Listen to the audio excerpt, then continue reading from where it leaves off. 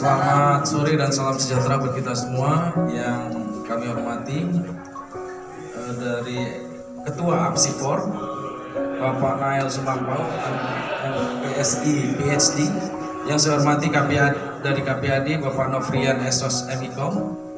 Yang saya hormati dari DP3A Dr. Andamin Amina MSI. Yang saya hormati Bapak Polsek Bantar Gebang KPRI dan Ibu Kasih Humas yang saya hormati.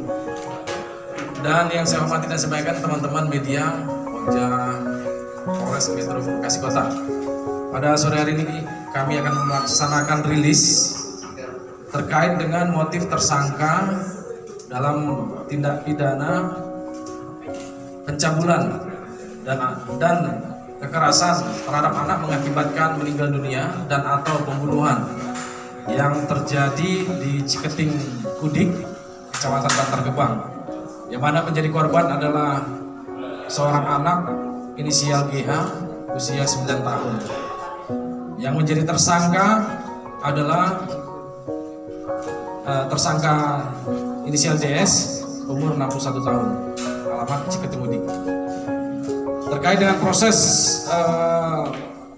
penyelidikan dan penyidikan yang dilakukan oleh tim penyidik bersama dengan tim APSIPOR dan juga dari KPAD dan DP3A Kota Bekasi, tim gabungan menyimpulkan terhadap motif tersangka ada 2 motif dalam perbuatan tindak pidana yang dilakukan oleh tersangka DS.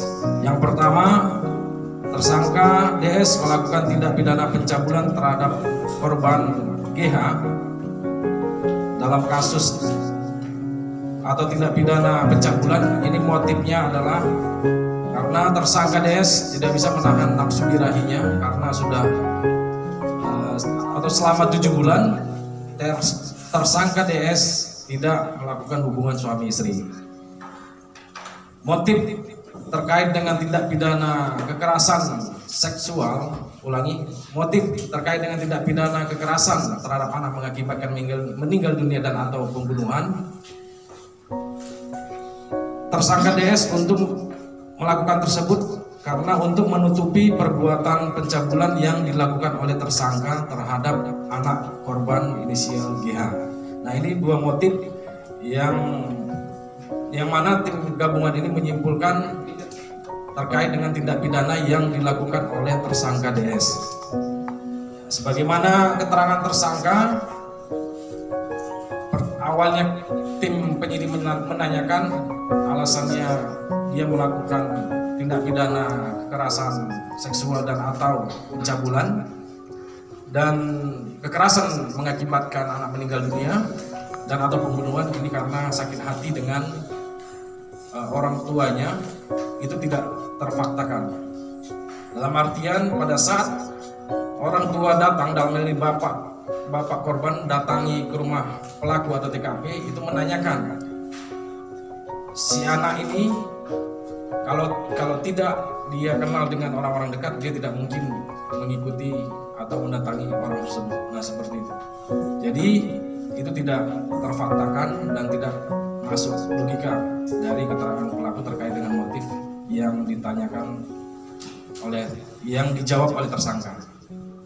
Demikian motif dari 2 motif tersangka DS dalam melakukan tindak pidana pencabulan dan tindak pidana kekerasan terhadap anak yang mengakibatkan meninggal dunia dan atau pembunuhan.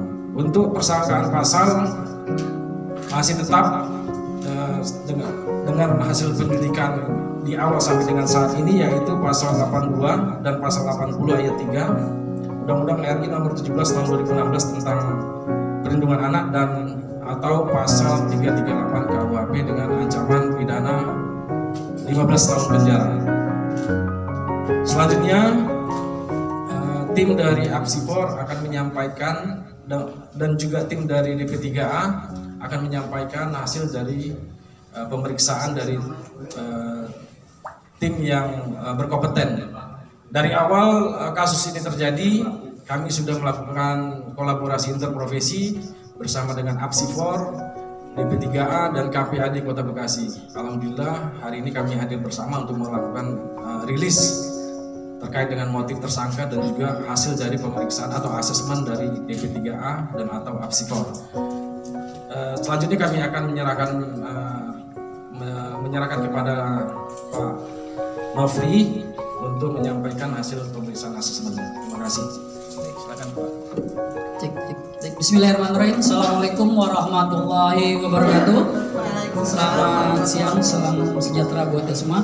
Baik, terima kasih Pak Kasat dan Pak Kanit dan juga Bu Erna, dan juga terima kasih buat Polres Kota Bekasi yang hari ini kita mengapresiasi kerja penanganan kasus anak bukan hanya tugas dari Polres, juga melibatkan kita DP3A, KPAD, Apsifor, sehingga penanganan yang kita lakukan bukan cuma penanganan pidana saja, kita juga melakukan penanganan pendekatan psikososial.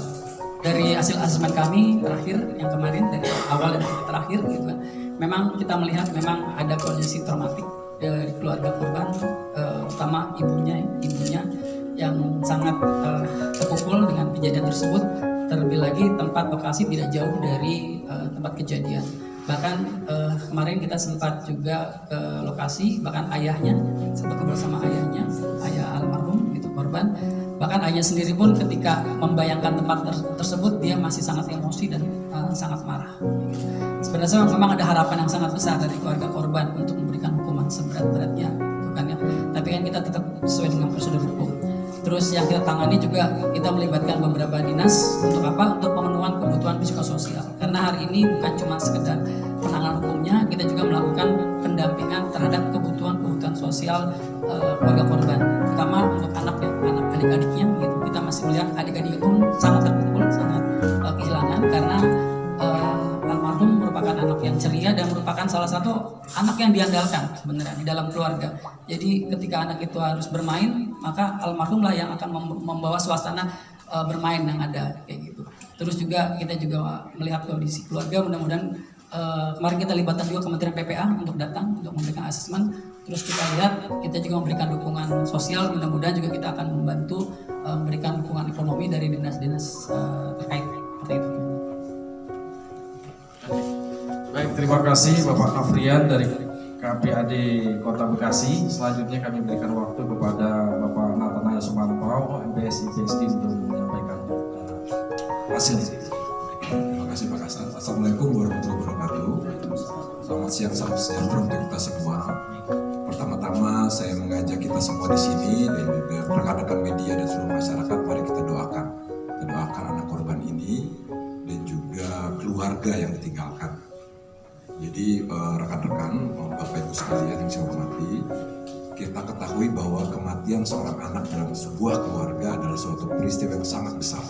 Dan peristiwa ini tentunya berdampak kepada keluarga, orang tua, saudara kandung, rekan-rekan, teman-teman dari anak korban ini.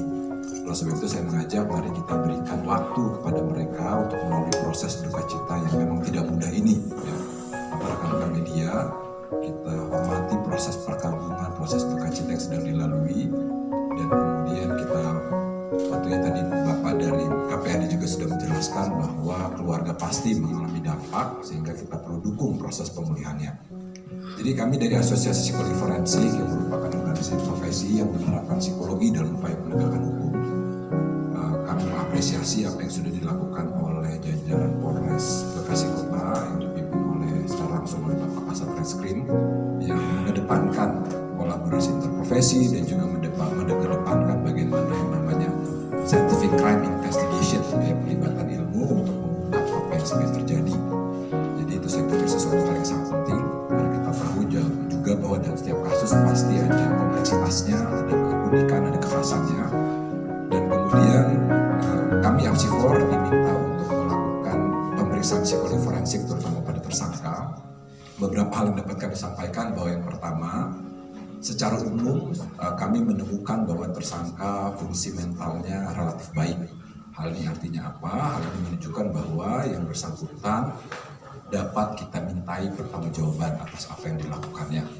Yang bersangkutan memahami, mengetahui apa yang dilakukannya. Ini semua dilakukan dalam kondisi yang sadar penuh.